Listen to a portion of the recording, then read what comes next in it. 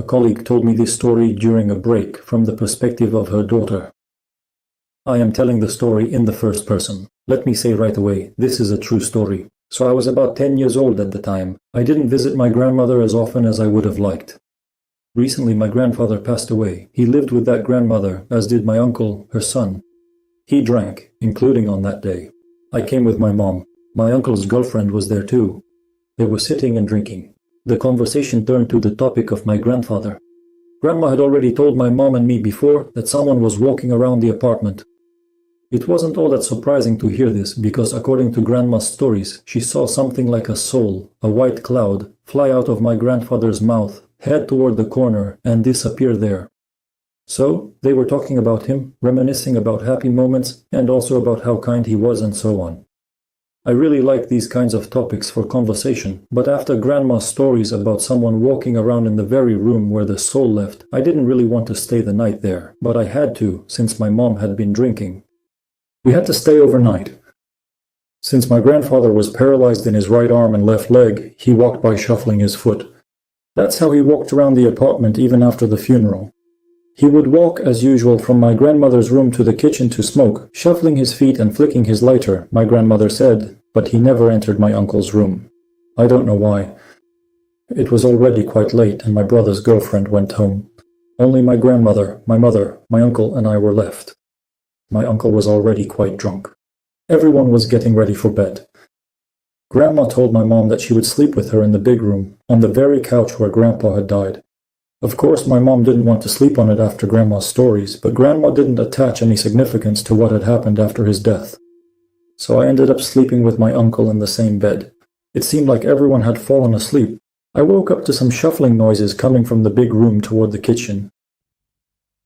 I was seriously frightened. My heart started pounding wildly. As far as I could tell, my mom and Grandma weren't there. I figured that out from the voices outside. So I just lay there and listened to the footsteps. I don't remember how long. He kept walking to the kitchen and back to the room, flicking his lighter as he went.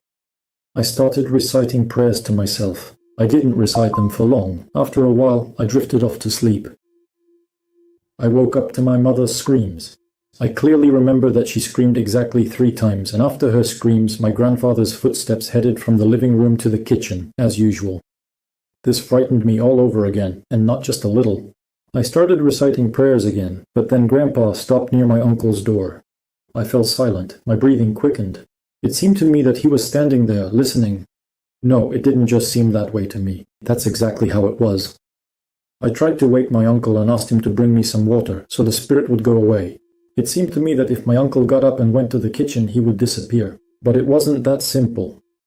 My uncle was quite drunk, and to put it mildly, he told me off and said I should go get the water myself, but I didn't really want to drink, and I didn't want to go to the kitchen to the dead grandfather either. Then my grandfather moved from his spot and went further into the kitchen. Smoking in the kitchen, I drifted off to sleep again. I woke up again to the exact same footsteps. I thought it would never end. The night dragged on for so long, and my nerves were already shot. It was really creepy, but he never came into my uncle's room, and that's what saved me. After my prayers, I fell asleep again, but this time until morning. When I woke up, I felt relieved that it was all over. The morning was just like any other. I hadn't told anyone anything yet, I just couldn't bring myself to do it. But when my grandmother went to the store and my uncle was asleep, I told my mom that Grandpa had come. That I woke up 3 times during the night and heard his footsteps, that I woke up to her screams, and at the same time I asked her why she was screaming. She told me something too. So she was lying there, half asleep, or maybe not really asleep at all. She opened her eyes and saw Grandpa in front of her, along with Mom's uncle, who had died a long time ago. That was Grandpa's brother, apparently.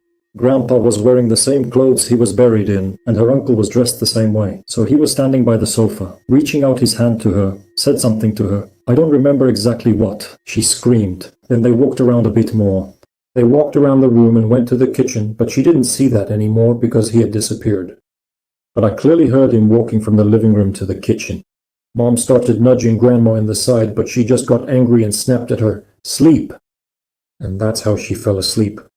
But after that, we didn't want to spend the night at Grandma's anymore.